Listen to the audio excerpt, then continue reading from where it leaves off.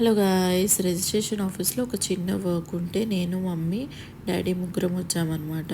ఇంటి దగ్గర వియాన్ని వదిలిపెట్టడానికి ఎవరూ లేరు, చైతు కూడా ఆఫీస్కి వెళ్ళిపోయాడు.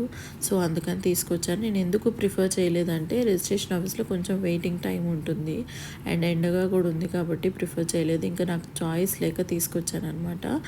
అండ్ పిల్లలతో ఎప్పుడైనా బయటకు వచ్చినప్పుడు ఫుడ్ ఎప్పుడు దగ్గర పెట్టుకోండి, అంటే స్నాక్స్ కానీ బిస్కెట్స్ కానీ ఏదైనా. నేను ఇప్పుడైతే బిస్కెట్స్ అండ్ రైస్ పెరుగన్నం తీసుకొచ్చాను.